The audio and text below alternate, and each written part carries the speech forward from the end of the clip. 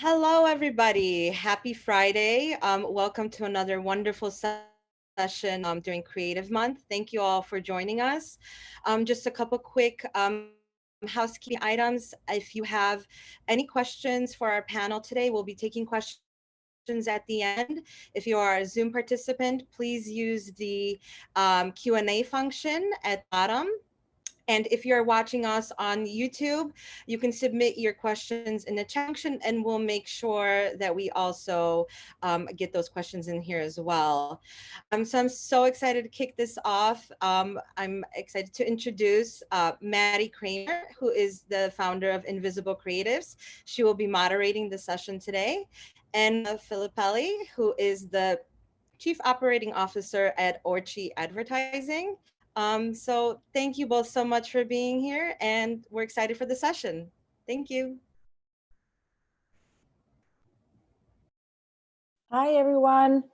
Thank you for being here today. We're really excited about this topic today. We're going to talk about which is creative ways to reach a Latinx market using inclusive language, which is really important. As Kaisha introduced me, I give you a little bit of background who I am. I'm Maddie Kramer. I'm a freelance creative director. I'm the founder of Invisible Creatives, an initiative to celebrate and help surface the best invisible talent in the creative industry. It's a platform for mostly for female creatives right now. And we are here today with Marina Filippelli, the Director of Client Services at ORCNLA. I give it to Marina. Thank you, Maddie. Welcome, everybody. I'm really excited to be here. As was already said, I'm Marina Filippelli. I'm the COO of Orchi Advertising. We're a multi-segment advertising agency. We've been around for 30 years with a very unique focus for many years on specifically the Latinx market, back in the day known as the US Hispanic market. And now we've really shifted our focus to multi-segment because we've seen just the change that has been happening in our country and the need for a very specific but also inclusive way of marketing. So I'm really excited to be talking about this topic today. It's very near and dear to my heart. I've been talking about it for a couple of years, and it all started through an article actually that our executive creative director, Juan Jose Quintana, wrote called Dear Spanish, You're Sexist, Let's Fix That. And really, it talked a lot about what I'm going to be talking about today, which is the fact that Spanish is not an inclusive language by its nature. And so through the last couple of years, I've been focusing on trying to really spread that message and really focus on the fact that it's not just about Spanish and it's not just about language, it's about inclusivity as a whole, but this is a great way to start the conversation and really understand why this is such an important topic. Awesome. So can you further explain us how is it possible for a language to be sexist, and what is an issue worth talking about? Like, what makes it that important? Definitely. So as probably a lot of people here know, Spanish is a Romance language. So this is not the only language that deals with this issue. All of the Romance languages are segmented into having gender specific nouns and pronouns. They segment all language into feminine and masculine terms. So this means that in plural, for example, everything automatically goes to masculine. So when you are talking about, kids in English, you would say boy, girl, and in plural, it would be kids. It's all inclusive. In Spanish, it would be niño, niña. And then if you go to plural, it would go to niños. So automatically sort of leaving out all of the females in that group. So that is how we consider it to be a sexist or non-inclusive language, because it forces you into these categories. So there's also a history of the language kind of prioritizing male terms, male descriptions, and even male representation within certain careers. For many, many years, there was no female term for a lot of career choices, like being a judge. You could only be considered a judge in the masculine, and that had to be changed. Priest is always masculine. So there's a lot of things that are prioritized towards the male, and really focusing on the very outdated hierarchical way of looking at things. And most importantly, I think in today's landscape, the breaking up of the language into female and male really leaves no room for gender fluidity. So everything is an el or a la. And the reality is that, as we all know, we are not in that world anymore. For many years now, we've had an increase in gender fluidity, whether it's stemming from transgender community or stemming from people who have just chosen not to really focus on one gender. And so that leaves them out of the conversation altogether. And so that's why we feel that it's a sexist language, and it's something that we need to really focus on and figure out how to make it more inclusive of all of the communities in our country and in the world today. Well, can you give us a bit more of a context as to why you feel this is something which should be changed and taken on advertisers and creatives? Yeah, so I think as advertisers, as creatives, as anybody who uses the written word, we all understand how powerful language can be as a tool in sexism and racism and in all kinds of ways of really stereotyping and breaking people down. The reality is that our use of language and the power that language has starts as soon as we're born. And some research say it even starts in utero in terms of how babies are spoken to. So the power that language can hold over us in the course of our lives is very, very strong. It's really proven with research that language really impacts the way that we see ourselves in the world. And so by continuing to use these very outdated conventions of language, we are just continuing to reiterate and to teach new generations the same thing over and over again.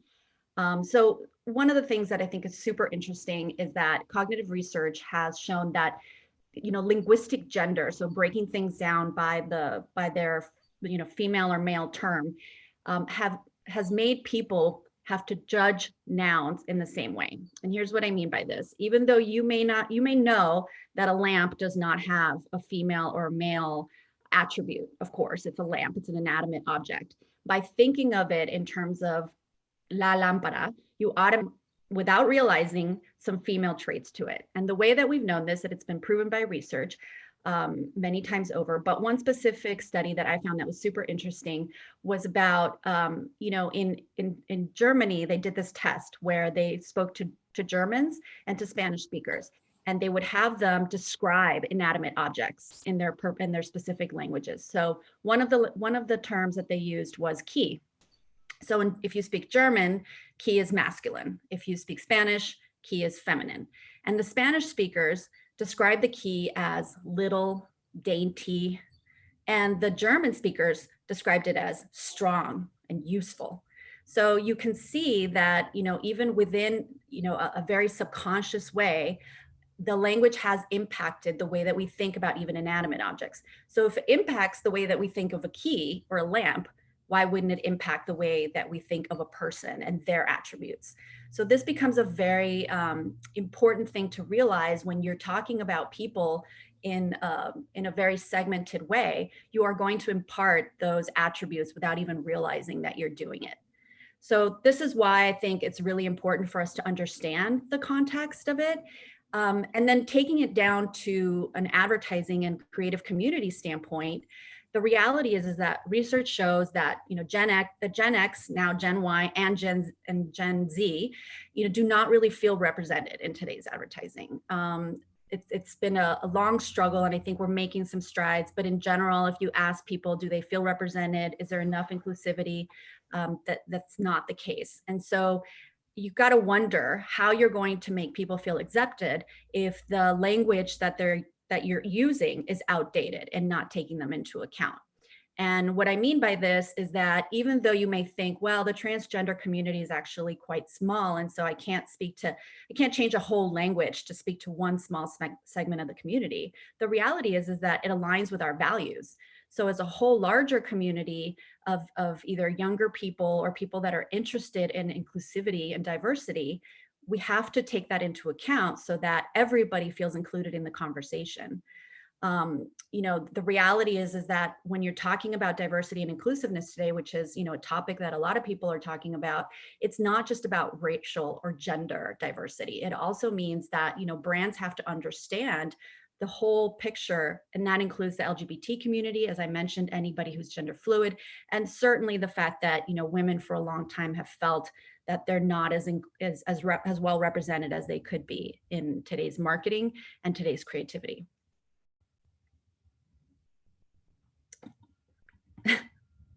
That's really interesting. The idea of adjusting how we speak and write could be really controversial.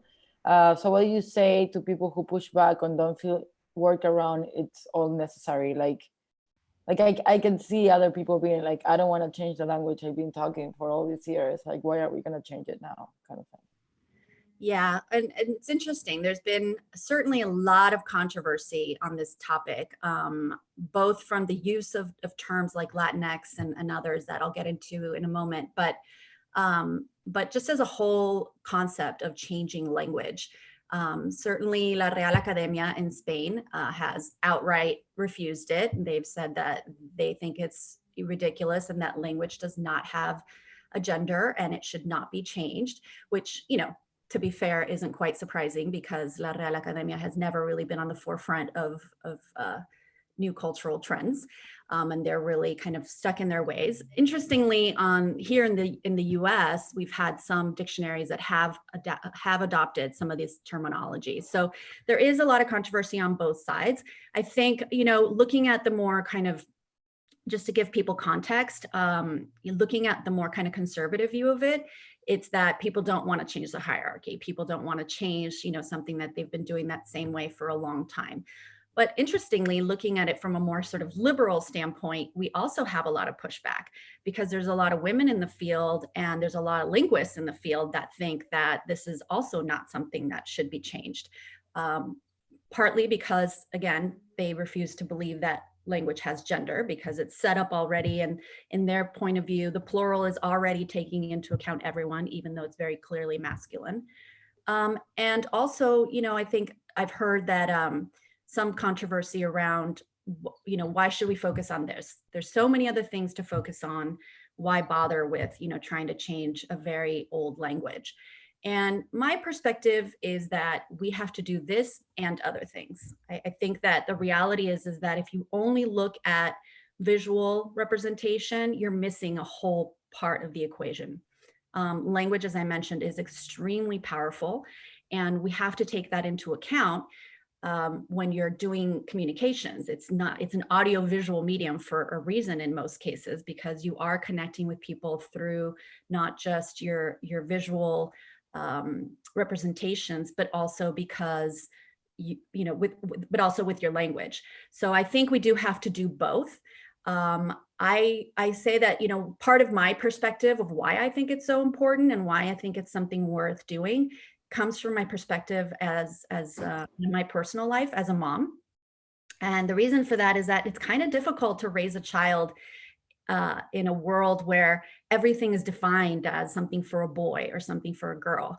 I really can't I can't say enough how often I have to sit down with my son and say, why did you just say that this is for girls or this is for boys?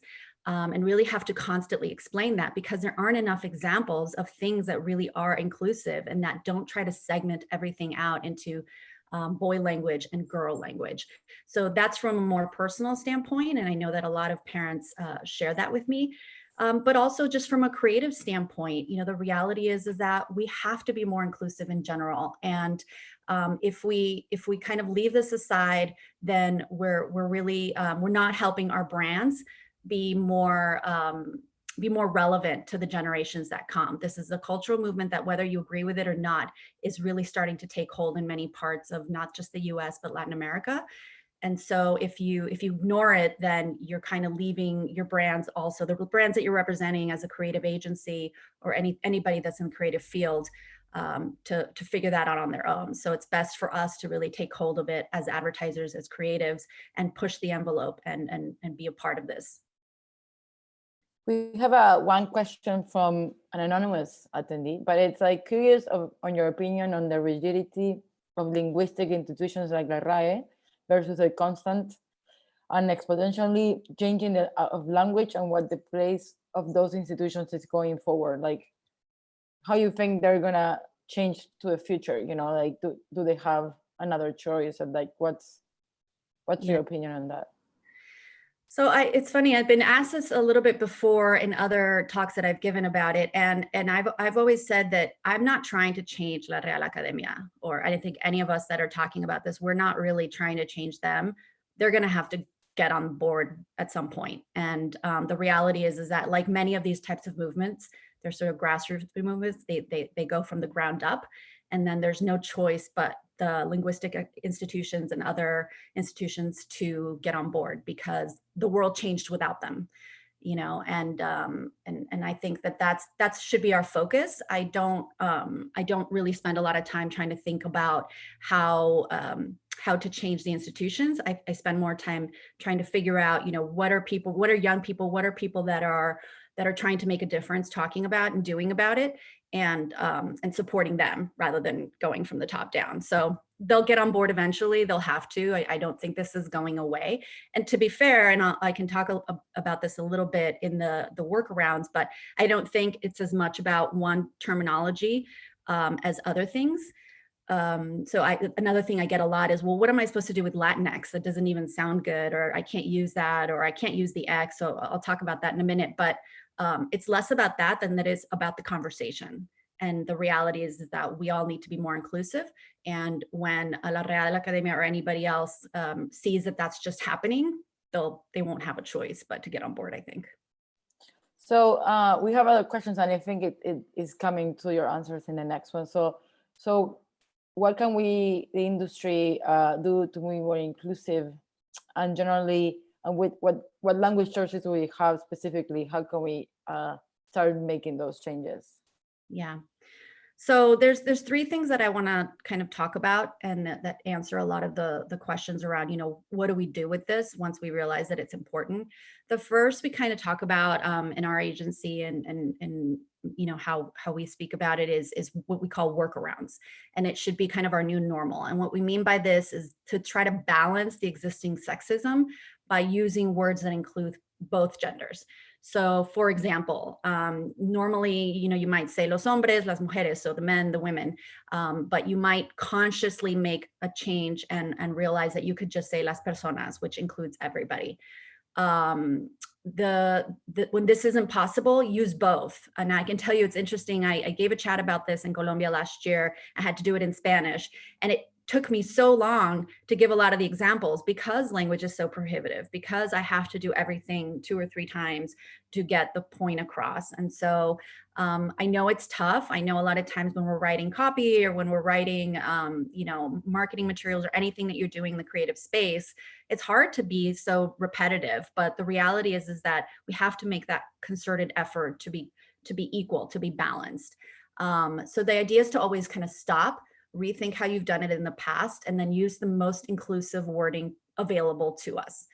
So another example can be el ser humano, so the human being, versus saying el hombre, which is very commonly used. Another example might be, instead of los doctores, the doctors, but you know, the male term, el personal médico, right? So there's a lot of ways you can do this, but it just takes a little bit more of taking that pause, thinking about it, and using the options that are available to us.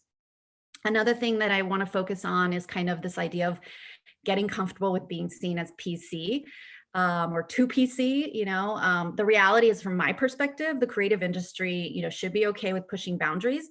We should be okay with, you know, helping move forward conversations and being seen as PC or trendy or snowflakes or whatever people call us. You know, because we're trying to do something to change culture, and that's part of what we do as creative people in this industry. So I know a lot of people have kind of just an innate, you know, pushback to the term Latinx, for example. But the reality is that it's an opener. It's a conversation starter. If you start to use things like that, it'll start to become a conversation. People will ask you, why are you using that term? And it becomes a conversation of why this is important. There's another option to the X, for those of you who are not aware, and it's actually a little bit easier, I think, on the mother tongue. So a lot of times in South America and in other places in Latin America, they're using the E instead. So using, again, the word Latinx as an example, you would say Latines. So instead of Latinos or Latinas, Latines, and you can use this E for anything to make it gender neutral. And that's kind of an easier one, and it's taken hold quite a bit in some countries, partly because the X doesn't work very well when you're saying it out loud in Spanish.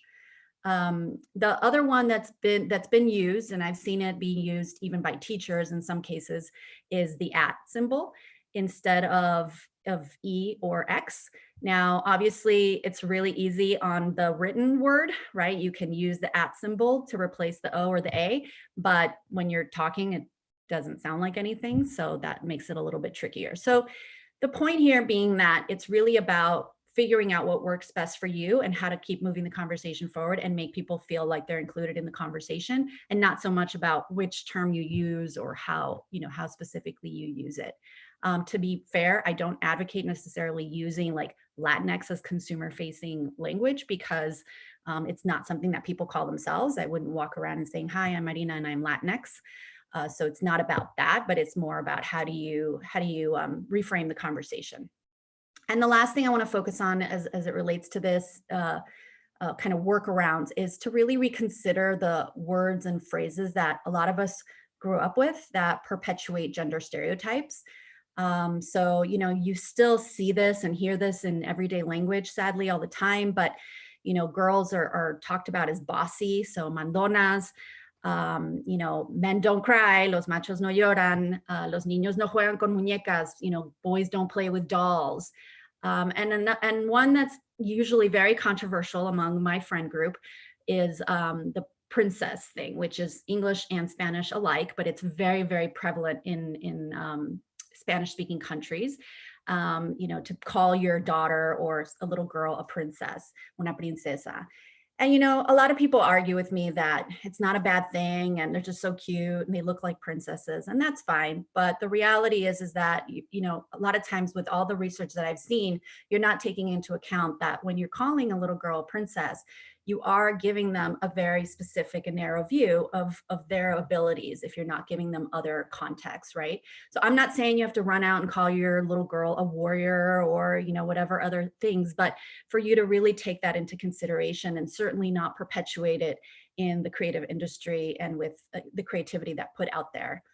Another thing that I really try to focus on a lot in these talks or, when I've written about it is to stop perpetuating homophobic stereotypes and words that we use that we all grew up with. And I know for people, a lot of times it's hard because they're like, well, in some countries they say marica, for example, which, is derogatory for homophobic, but for homosexual, excuse me. But a lot of people just grew up using it as a, just a like, hey, dude. And so there's a whole push and pull with what's okay because you grew up around it and you don't mean any harm by it, but still continuing to use that word. So this is another thing to really have people take stock in their lives and in how they use language, and certainly how they might use language in a creative way. We have some questions. I think Gabriela, we answered her question. It's like, what are your suggestions for starting to change the current language usage? We talked about that. Do you approach the inclusive language today and them? If so, how do you approach the Spanish language that leans to feminine or masculine? Like in the American language, we say she, him, they, them. How do we approach that in Spanish? Or there's a way we can approach it in Spanish, in a sense. You mean I guess the question would be, how do we say ellos, like plural, el, yeah, I think also like gender fluid or transsexual, like call themselves they instead, like there's like the LGBTQ community feels that they get to find their pronouns that they feel more close to or represented by. I don't know if in Spanish we have something similar. That I think that's the question they're asking. The closest I've seen is using the E. But certainly I think that's probably going to be something that's changing. And as that community grows in influence and visibility, they will find a way to do that. But that's the closest I've seen. The show, some of you may be familiar with the show Pose on FX. which is a show about the transgender community. And they actually, in Argentina, they did the subtitles for the show. They took it to Argentina, they were broadcasting it there, and they did the subtitles for the show. And they had that issue of being able to use all the pronouns correctly in Spanish. So they used E for everything. So everything was todes, ellas, things like that. So the E instead of the A and the O. That's the closest I've seen. And that's actually, that show is a good representation. If anyone likes that show, you can look up the Spanish language version that Argentina did. Justin Epstein has another question. It's like, how has your child responded to using the inclusive language overall? So I've had some interesting experiences with my son about that, especially because I'm also battling what other people share with him, including people close to him. So we go back and forth, but I think the main thing that I try to instill in him is that there are no sort of boy things and girl things, and it's an ongoing conversation. I saw, interestingly, and this is another Argentina example, I think they've been kind of in the forefront of this, but there was a little girl, she was about, I think 10 or 12 years old, and she put out a video. I think her mom posted it on Facebook, and it went around in a lot of places. And she was explaining to her how she uses gender neutral pronouns at school, and how she got in trouble at school for doing that. And that her teacher asked her, why are you doing this? And she had the most natural explanation as a child, of course, to say that why wouldn't you use the most inclusive language available? If there's why would you leave someone out in your wording? And so I think if a child can understand it, then I think all of us can. As it relates to my son, again, it's just an ongoing conversation. I think one of the challenges that I see is the creativity that he's exposed to. So, TV shows he watches, cartoons, whatever. I think we've come a long way from the days of Snow White and Cinderella, but we still are probably a little bit more square in the boy and girl camp than I would like. But it's an ongoing challenge for sure. I have seen, though, here in LA, my son goes to a bilingual school, and the teacher uses the @ symbol when she writes to everybody to make sure that it's all inclusive in Spanish. So progress. Yeah. And then anything else you want to share before we take some other questions from the guests, Marina?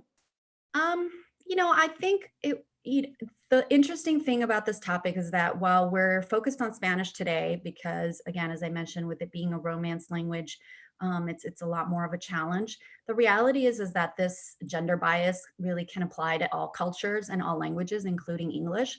So even if you don't use Spanish on a day-to-day basis, I think the takeaways of trying to be more inclusive in general, both from a visual standpoint and from a language standpoint, are relevant to just about anybody working in the creative industry. Cool. So we go to the questions we have. Now we have 4 questions. What advice do you have for non-native speakers who want to ensure translated copy is inclusive without placing the burden of a native speaker? Any resources that you suggest or that you have in mind? Work with a really good ad agency or freelance creative director. I would say that it's certainly tough as a non-native speaker to do the first point, which was the workarounds, right? Because that really requires you to think about what you're trying to say, take a step back and say, okay, how could I say this in a more inclusive way? But in general, if you try to avoid the plurals, always going to masculine, that's a great first step. If you try to avoid also just gender stereotypes, which I think, again, kind of cross languages, and I just spoke to that a second ago, even if you're speaking in English or if you're speaking in Spanish, but it's not your native language, that's an easier one because it really has to do more with stereotypical language than it does with changing the words themselves. So I hope that answers your question. I don't know of any specific resources. I do know when I did this chat the first time at South by Southwest a couple of years ago, there was a translator that someone had done, but I don't think it's around anymore. And it kind of, you would put something in and it would translate it to the gender the gender neutral way, but I haven't seen it recently. But if I find it, reach out to me and I'll send it to you, whoever asked that question. You have mentioned some negative reactions to the changes in language for traditionalists, but do you have some examples of positive reactions from the target audience or other snowflakes? Yeah, I think in general I get more positive feedback than I do get negative feedback, for sure. I think the negative is really more, again, in the kind of realm of the Real Academia and the linguist and people who are really set in their ways. I think in general in the creative industry, like advertising, you do have a lot more open-mindedness and positivity towards these changes. I think what happens is people get excited, but then a lot of things take over and maybe there isn't as much continuity as we'd like, but it's, you know, it's an everyday thing. We just have to work at it. And that's why I continue to talk about the topic, because I think a lot of it is, you know, people do support it and are appreciative of the effort to be more inclusive, but they just need the constant reinforcement that this is the way that we want to go. And I think shows like what I just mentioned with Pose, and I've seen others show that it's not just like the transgender community that supported that show and that saw that positively. It's anybody who is supportive of that community, right? So that's a much larger group. So anybody in that generation or anybody in the creative industries or other industries that feel that that aligns with their values, they see that as a positive change. So it is a lot bigger in terms of just how it aligns with our values today. And there's this question that I don't really know the answer to, what that she's meaning, but maybe you know. It's like, after mistakes like mamaste, what are the lessons brands should take on language? So that is, so I did a conference last week for with Shutterstock and South by Southwest on just diversity. And that same week, Kmart came up with, or the week before, Kmart had come up with an ad for Mother's Day. And it wasn't meant to be targeting Hispanics or Latinx or anybody in that world. It was their general market ad in English. And they try to play off of Namaste, and they called it Mamaste, I think, or that's what they intended to. But in Spanish, any Spanish speakers here will automatically say it in their heads and realize that it sounds not so great. And it's borderline rude, or actually not borderline, it's just rude. So I think that, you know, and so we spoke about that, and you know, a lot of people have pointed that out to Kmart, that that's a huge misstep. And the reality is that while that wasn't meant to target Spanish speakers, everybody in the world that, you know, speaks a little Spanish or that knows somebody that speaks Spanish could have picked up on that. So the takeaways, I think, are the ones that we've always had, is that you really need people who are thinking through the ramifications of marketing efforts like that. If you are just focused on your English language target and you're in a very small group of people, you're bound to make a misstep that that alienates other consumers. So right now, I think anybody who saw that really doesn't think very highly of Kmart's efforts right now. So I think they can certainly do something to repair that, and other brands can hopefully look at that and realize that it's really important to make sure that someone's looking at all of your marketing efforts, not just the ones that are targeting multicultural audiences, to make sure you're not ending up with a mama stay. And then the last question we have is from Maria Bernal. Hola. What's your personal opinion about the use of Latinx versus Latin? Versus Latin without? The X, yeah. I mean, I use Latinx, and I don't use it, as I mentioned, kind of we don't use it as advertising copy by any means. And I don't use it in everyday conversation necessarily, but I use it as a way to start a conversation. So when I'm talking to my potential and current clients, I use it to make sure that they're on the same page as we are in terms of being able to reach an inclusive audience. So again, it's not something that in copy we would use the X, but I do think it's important. If you use Latin, Hispanic, anything else, certainly Latino, which is very common, you miss out, I think, on that opportunity to make sure that there's alignment on the fact that, hey, we're targeting all Latinx, right? We're about to have a conversation with everybody, right? So while we're not going to go out there and say Latinx, we all know that we're going to try to be as inclusive as possible. Awesome. Thank you everyone for coming. Thank you, Marina, for the knowledge. I'll give it back to Kasha. Thank you. It was a pleasure.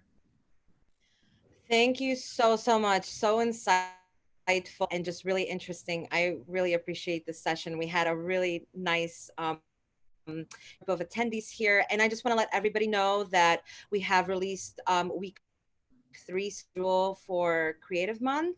You can check that out at oneclub.org /creative month.